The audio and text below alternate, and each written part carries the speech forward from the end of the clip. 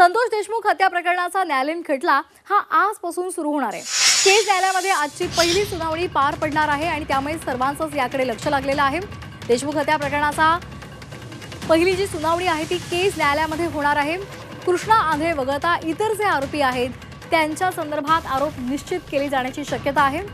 कृष्णा आंधळेला फरार घोषित करा आणि त्यानंतर 7 आरोपींविरोधात न्यायालय आरोप निश्चित करणार आहे। वाल्मिक कराड खंडणी प्रकरणी न्यायालयामध्ये जामीन अर्ज दाखल करण्याची सुद्धा शक्यता आहे। आरोपींना सुनावणीसाठी व्हीसीद्वारेच न्यायालयात हजर करण्याची शक्यता आहे।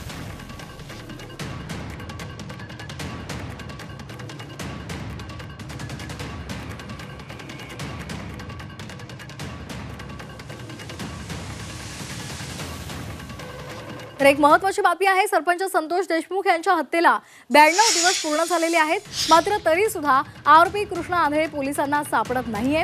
कृष्णा आंधळेचा शोध पोलीस आणि सीआयडीची पथकं घेत आहेत। बीड पोलिसांनी त्याला फरार सुद्धा घोषित केले, मात्र तरी सुद्धा आंधळेचा थांग पत्ता लागलेला नाही।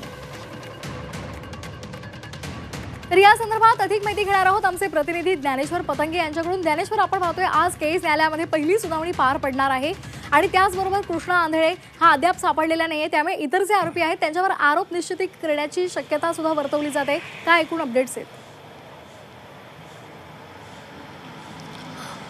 श्वेता, आज संतोष देशमुख यांच्या हत्या प्रकरणाचा खटला केज न्यायालयामध्ये सुरू होणार आहे। या खटल्याची आज पहिली सुनावणी केजमध्ये असणार आहे। जवळपास 92 दिवस या सगळ्या प्रकरणाला झालेले आहेत। काही दिवसापूर्वी सीआयडीनं आपलं चार्जशीट, जवळपास 1400 पानाचं चार्जशीट या प्रकरणी कोर्टासमोर दाखल केलेत आणि हे सगळं प्रकरण आज कोर्टाच्या समोर चालणार आहे। आज हे सगळं प्रकरण सुरू होत असताना या प्रकरणातील मुख्य एक आरोपी कृष्णा आंधळे हा अद्याप देखील फरार आहे। त्याच्यामुळं आज आरोप निश्चितीमध्ये चार्जशीट फ्रेम करण्यासाठी काही टेक्निकली बाबी कोर्टाला त्याच्या पूर्ण कराव्या लागतात। त्यामध्ये महत्त्वाचं म्हणजे कोर्ट आज कृष्णा आंधळे याला फरार घोषित करीत आणि त्यानंतर इतर जे वाल्मिक कराड आणि इतर जे आरोपी आहेत त्यांच्यावर चार्जशीट फ्रेम केलं जाणार आहेत। यामध्ये आज सगळ्यात महत्त्वाची गोष्ट अशी आहे की वाल्मिक कराड हा खंडणी प्रकरणामध्ये आपला जामीन अर्ज दाखल करण्याची शक्यता आहे। वाल्मिक कराड यांनी यापूर्वी देखील आपला जामीन अर्ज दाखल केला होता, मात्र तो मागे घेण्यात आला होता। चार्जशीट झाल्याच्या नंतर वाल्मिक कराडच्या वकिलांनी आज अर्ज दाखल करणारे आपल्याला अशी माहिती मिळते। या खटल्याची सुनावणी होणार आहे। खरं तर या चार्जशीटमध्ये जे काही फोटोज बाहेर आले होते त्यानंतर महाराष्ट्रामध्ये एक संतापाची लाट होती, एक महाराष्ट्र अख्खा हळहळून गेला होता। ह्या सगळ्या बाबी आज कोर्टासमोर येणार आहेत आणि कोर्ट ह्या सगळ्या प्रकरणाला कसं रिॲक्ट करतं हे बघावं लागलं। आज पहिल्याच दिवशी कोर्ट खरं तर चार्जशीट फ्रेम म्हणजे आरोप निश्चिती करण्याची शक्यता आहे। यामध्ये हे करत असताना त्यांनी कोर्ट कृष्णा आंधळे याला फरार घोषित करणार आहे।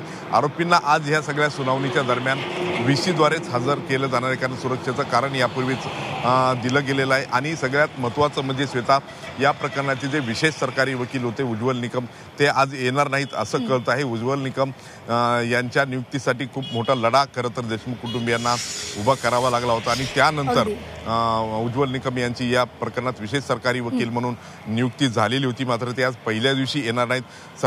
सरकारी पक्षाच्या वतीने बाळासाहेब कोल्हे हे आज बाजू मांडणार आहेत आणि आरोपीचे वकील या प्रकरणाचे जे इतर डॉक्युमेंट्स आहेत ते न्यायालयाला मांडणार आहेत। सगळ्यात महत्त्वाचं हे पाहणं महत्त्वाचं ठरणार आहे। धन्यवाद तुर्तास दिलेल्या माहितीसाठी।